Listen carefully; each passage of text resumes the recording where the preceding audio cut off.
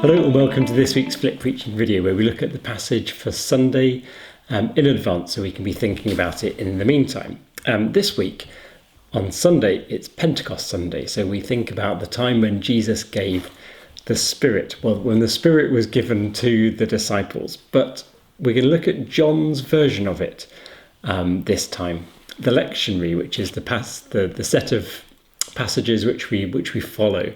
There's a kind of strange thing this time, in that it goes back to a passage that we had just a few weeks ago. So we're going to look today at John 20, verses 19 to 23. And we looked at this on the Sunday after Easter, Jesus appearing to the disciples in that locked room, and the bit where Thomas asked to see Jesus's side.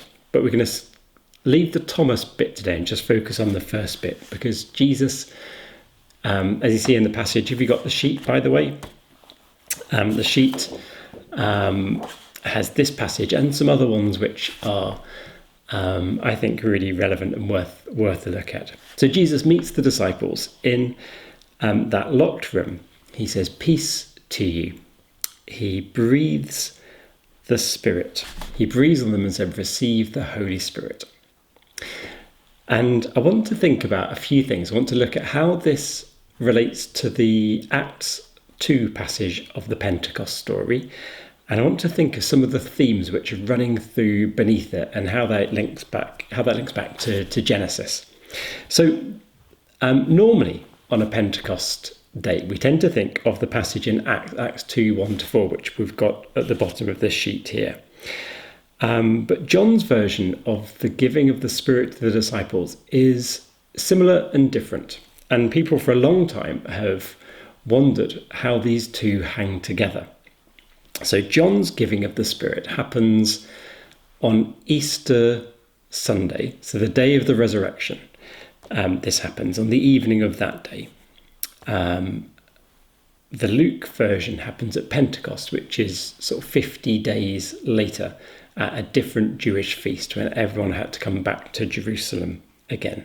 And by this stage, in Luke's account, Jesus had ascended to heaven. So Jesus wasn't there present in his version, which is the Acts story. But in the John one, it's Jesus who gives the Spirit directly to the disciples. So immediately we have some differences. And people have wondered what was going on here.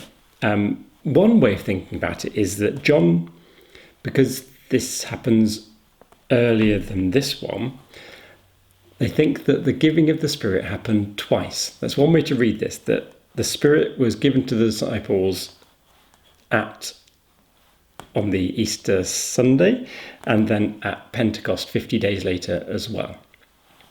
But there were some problems with that, because in the Acts story, you don't get a sense that these disciples are particularly Spirit-filled at that stage. It's as if they get it all from nowhere.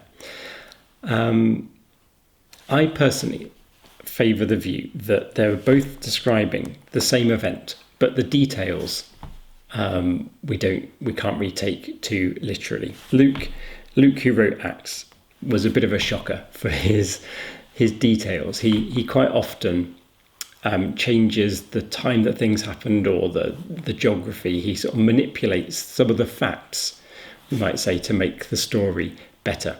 So I think that this is probably the same thing.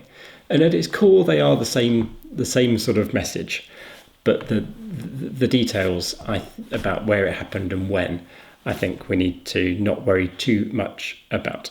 So let's have a look at some of these core themes which link back to Genesis. And I've given on the sheet as well some extracts from Genesis 2, which is the second version of the creation story. And in many ways, what's being described here is an act of rebirth, a recreation. We talked last week about the creation and how Jesus was there at the start and would do something amazing to break the cycle of decay that's built into it. And here we get that glimpse. Remember, in the Genesis story, it happens in a garden, the Garden of Eden, and when Jesus appears first to the people on the Easter Sunday in John's story, he appears in a garden, and Mary mistakes him for a gardener. So we get a clue here that this is the Genesis story retold. And then Jesus breathes into the disciples. And as we said a few weeks ago, that idea of breath being given to things which had lost hope and bound by fear, bringing them life again, is very much like the Genesis story, where God took the dust of the earth and breathed the breath of life and brought life. And Jesus' word peace, Shalom, means everything will be restored. So we've got here a brilliant rebirth, a beautiful way of suggesting that what happened in Genesis is happening again. God is rebirthing, renewing, recreating all that has been, this time for eternity, this time with no death or sickness or decay, entropy. That's all a thing of the past in this new rebirth that Jesus is bringing first to the disciples, after him, and then him first, then to the disciples, and to us by extension. So when we receive the Holy Spirit, when we are open to the breath of God in us, that can bring us alive and give us new birth in a huge way, in the sense that we're reborn and we live forever. But also every day we can be reborn and remade by the breath of God bringing us to life. In the Luke's version of the Pentecost story, again, we get the idea of a wind, a violent wind in this case, but a strong wind, which is like the breath. But then it adds something else. Divided tongues as of fire appeared among them, and a tongue rested on each of them. Now this has long been interpreted as, again, a reference back to the Genesis story. So at the end of this Genesis story in the Garden of Eden, it ends. You probably know how the story runs in the narrative, but it ends with Adam and Eve being driven out of the garden, out of paradise, out of the place where God was. And it says in chapter 3, verse 24, he drove out the man, and at the east of the Garden of Eden he placed the cherubim, kind of like an angel, and a sword flaming and turning to guard the way to the tree of life.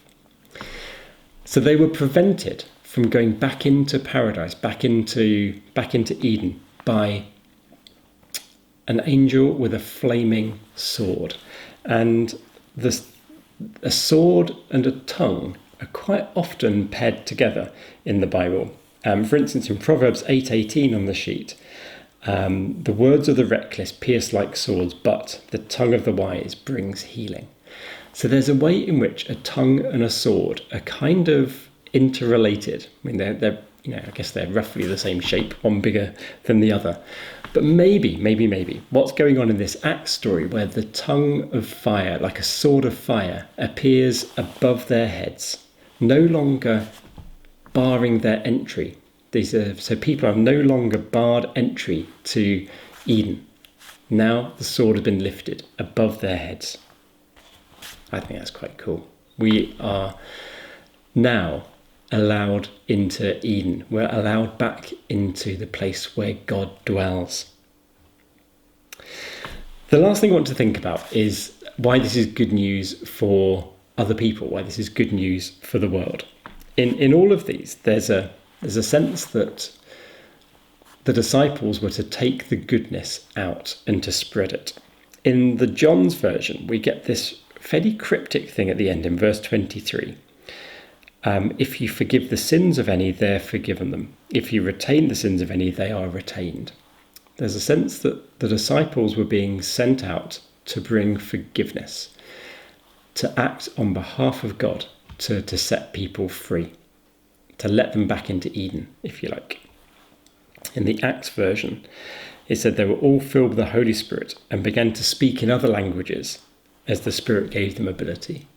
Luke, who's a very cosmopolitan figure, very interested in the Greek culture, he sees the important thing here is the fact that they could now communicate. They could tell the good news to people from different countries. The good news was unbounded. The love of God was unbounded, able to flow.